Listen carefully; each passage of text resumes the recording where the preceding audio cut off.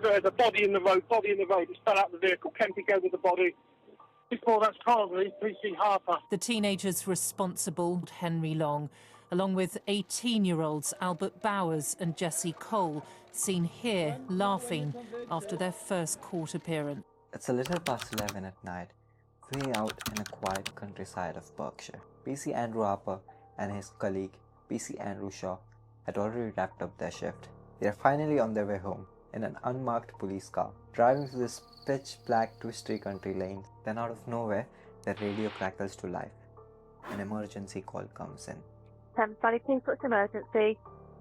4 masked men outside my house and they've got weapons. Without a second thought, they just turn around their car and head straight towards the action. As they slowly drive down this narrow road, they spot a car ahead.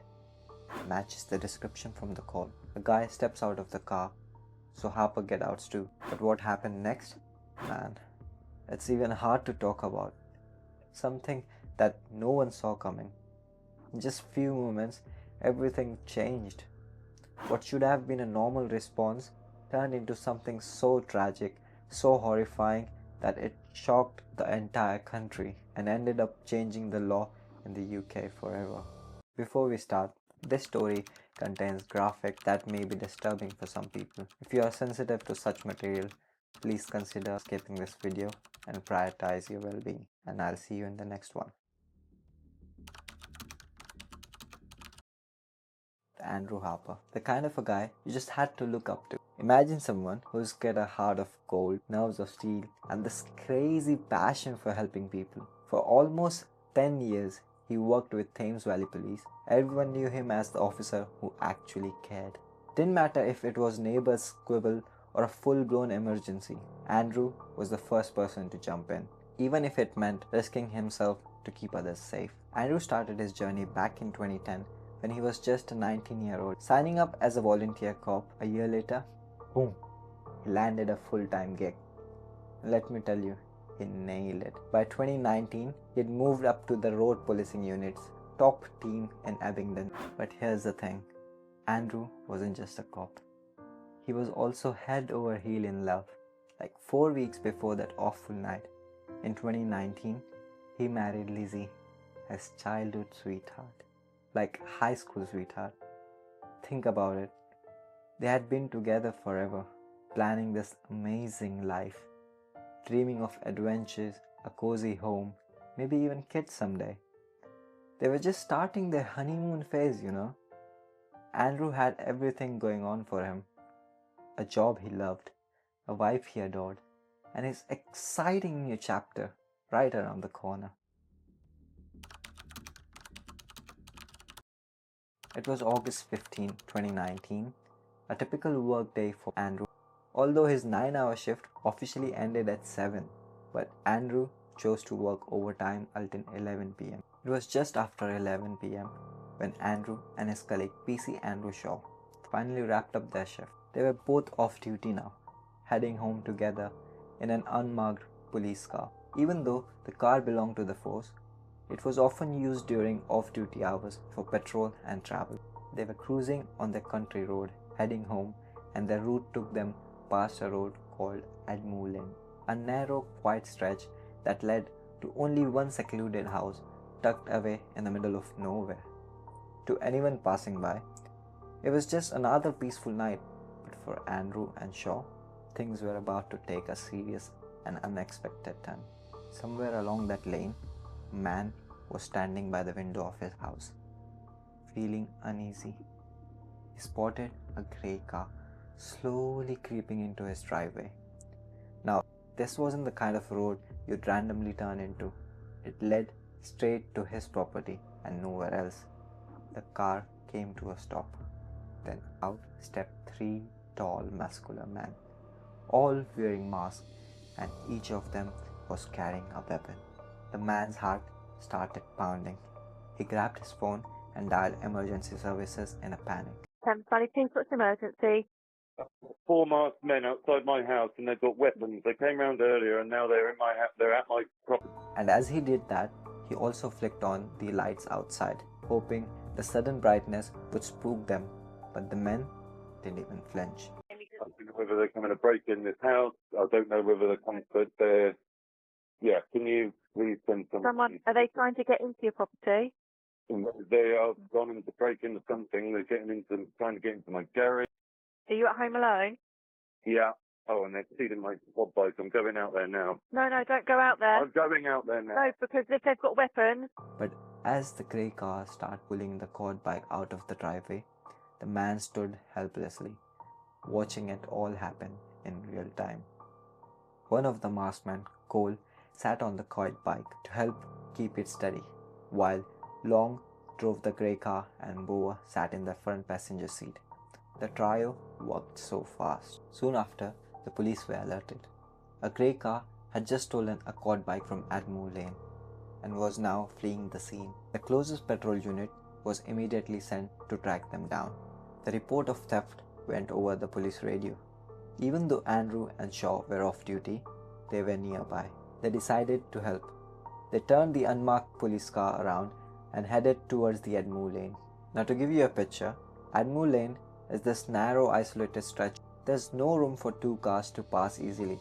As Andrew and Shaw drove closer, they spotted this grey car. It was on the Admore Lane, heading right towards them. The road was so narrow, both vehicles had no choice but to come to a complete stop face to face. From inside the unmarked police car, Andrew and Shaw saw them. 3 masked men, and right behind them is the stolen quad bike still tied up. Even though they were technically off duty, the situation was serious and they had to act. Their car was still running without the lights. Suddenly becomes a part of this high-stakes standoff. Shaw, who was behind the wheels, was ready to flick the blue flashing lights. But Andrew said, "Hold on, get a bit closer, let's see what they do." The suspects inside the grey car must have realized they have been watched by the police. They probably panicked. Within just 10 seconds of facing each other, the grey car began to move. As Cole sprinted, Long started inching the car forward, trying to squeeze past the unmarked police car by riding up to the grassy verge. Andrew, sitting in the passenger seat of their police car, didn't waste a second. He opened the door and jumped out. Shaw, still driving, switching on the blue flashing lights. At the same time, Cole reached the grey car and didn't even stop to open the door. He dove straight to the open passenger window, landing right on top of Boas. Shaw watched all this unfold in his rearview mirror. It all happened so fast. Inside the grey car, Cole shouted, "Drive, drive!" Long floored it. The car shot forward at high speed. The suspects were clearly willing to drive dangerously to escape. Shaw, now trying to reverse and follow them, suddenly realized something terrible. He couldn't see Andrew anymore. Just a second ago, Andrew had been chasing Cole and the grey car. Now, he was gone. Shaw's stomach dropped. He looked all around, trying to catch any signs of him. Nothing. Andrew had just vanished. But the priority was clear. The suspects had to be stopped. Shaw quickly got the radio and said, "Before my colleague PC Harper got out of the vehicle, ran after the vehicle. I've now lost him. Put location. The vehicle will come out on the A4, just down from Sully." He kept reversing, checking the road, hoping to catch a glimpse of Andrew. Then something caught his eye. Scattered across the road ahead were few items. Andrew's wallet, his vest, his ID, his phone, even a piece of his belt buckle. Shaw froze. He couldn't believe it. Andrew's personal stuff was just lying there on the lane, like breadcrumbs leading to something awful. What had just happened? How did his belongings end up here? Even later, when more officers arrived and picked up those things, they were just as stunned. No one had answers, only more questions. Meanwhile, the grey car was still speeding towards the main road, where 2 marked police cars were waiting. One of them chased the suspects, but the other car stopped. Why? Because the officer inside had just seen something they would never forget for the rest of their lives. They have just seen Andrew. But how? How did Andrew end up there? So after chasing one of the suspects, a guy named Cole, who literally dived through the open passenger window of a moving car like something out of a movie, Andrew made a split-second decision to go after him. But this is where everything went horribly wrong. See, the grey car they were using was towing a stolen quad bike earlier, and there was still a strap hanging loosely from the back. The strap had a loop at the end where it was tied to the quad bike. As Andrew got closer to the car, right at that moment, Andrew's feet got caught in that loop. 1 second, he's chasing the suspect, and the next, bam, he's yanked off his feet and the car speeds away. And this wasn't just a slow getaway. The grey car shot down the road doing like 50 miles an hour, dragging Andrew behind it. The driver, Long, and the other two teens in the car, Bo and Cole, knew something was stuck to the strap, but they had no idea it was a person. Long started swerving the car side to side, probably trying to shake that strap off. But what that really meant was that Andrew, who was tied to the end of it, was being violently flung from side to side. Imagine it. Narrow country lanes, trees and bushes on the either side, rough tarmac underneath, Andrew being dragged through all of that nearly for 2 kilometers. And he wasn't a small guy either. He weighed around 90 kilograms. And he was wearing like a full uniform, heavy boots, all of it. His body was just slamming into trees, hedges, road signs, even the curb. Oh my god, so brutal. At a junction with A4 main road, the grey car nearly hit another car. The driver of that car hits the brake just in time. And that's when he saw it. A body tied to a rope being dragged behind the car. 2 other police cars nearby saw it too. They flipped on their blue flashing lights and started chasing the grey car, which turned sharply into Upton Lane, another dark country road. Long floored it, going even faster, trying to escape. Meanwhile, Shaw gets a radio message from one of the cops. There's a body in the road, It fell out the vehicle, can't go with the body. Oh, that's probably Andrew Harper. Soon after, Andrew's body finally came loose from the strap. He was left there by the side of the road. Officers rushed to him and the scene was devastating. Now, here's the part that really hits you. The grey car kept going. Police chased it as the best they could, but they were flying like doing 90 miles an hour. It wasn't long before they lost the car. So they brought in police helicopters to try track them down. Eventually, they found them. Not in some hidden hideout, not far away, just back at their caravans, like nothing had happened. What's even more shocking? These weren't even grown men. They were teenagers. All of them, they have been doing this for a while, sneaking out at night to steal stuff. Tools, quad bikes, anything they could grab from sheds and locked gates. The grey car they were in? That car was specifically bought just for these robberies. That was the only purpose of that car.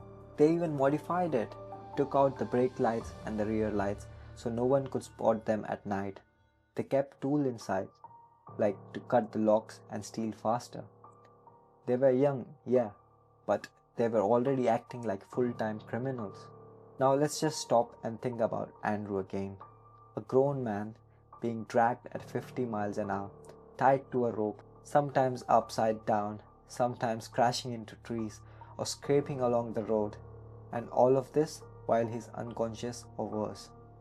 Even if he had tried to escape, there was no way. That rope had him locked in. And these kids, they claim that they didn't know it was a person. But how can you not feel something nearly 100 kilos being dragged behind your car, swinging around, tugging into things? When the first officer finally caught sight of him tied to the car, they couldn't believe what they were seeing. It didn't even look like human at first. That's how badly injured he was. They radioed for an ambulance right away, tried everything they could to save him, But despite their efforts, Andrew was pronounced dead at 11:45 p.m. Later, the postmortem confirmed what they feared. He had a massive brain injury, so severe that even the pathologist believed that Andrew probably lost consciousness the moment he hit the ground. I think that's the only small mercy he had in this whole thing. He likely didn't even feel the rest. And that's the tragedy. One moment he was just doing his job, the next he was gone. Because of what? A group of kids out joyriding and stealing without a care in the world?